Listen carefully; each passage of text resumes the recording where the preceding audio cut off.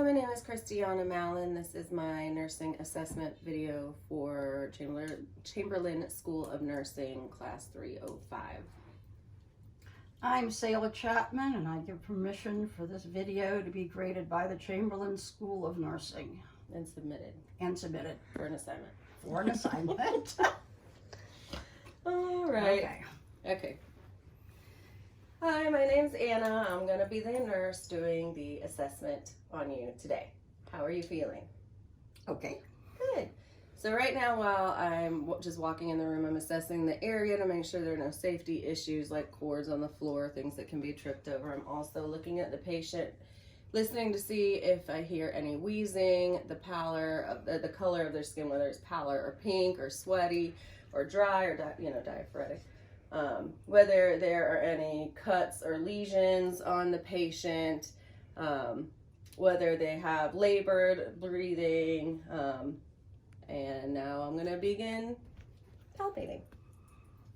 So the first thing I'm going to do is check through the patient's hair, make sure that there are no cuts or scabs, anything like that, any places where they're missing hair, or any issues with the skin. I'm also going to look at their ears to make sure there's no drainage or anything from either side. I'm going to look at their eyes. Can you open your eyes, ma'am? Mm-hmm.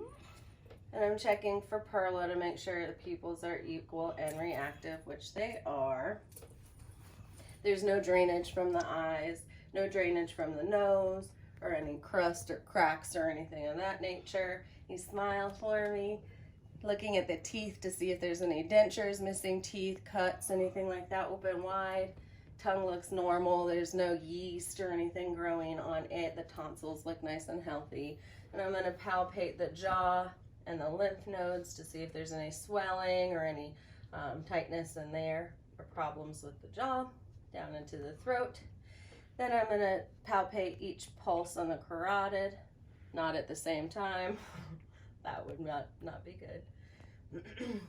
And they're equal. Then I'm going to check down into the patient's arm. I'm going to look again for the color of the skin, any cracks, any scrapes, anything like that. I'm going to have her lay both of her arms down at the side and feel for brachial pulses. And count to 60. I'm going to move down and check radial pulses bilaterally.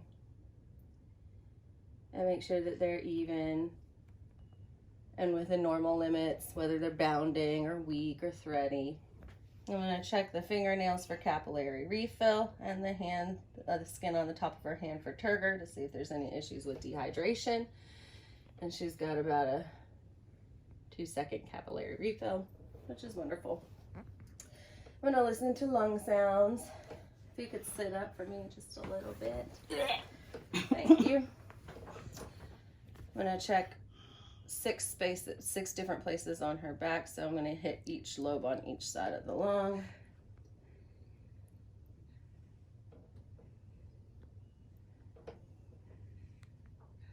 Lung sounds are clear. Take deep breath. Wonderful. You can lay back down for me. Thank you. I'm going to listen to her lung sounds on the front.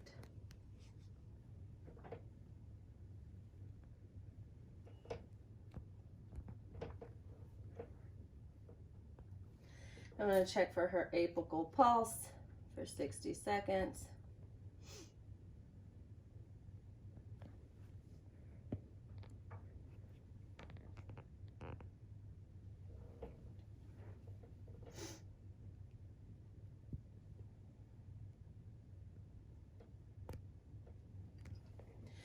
We're going to go down to her abdomen. I'm going to lift up your shirt just a little bit, okay?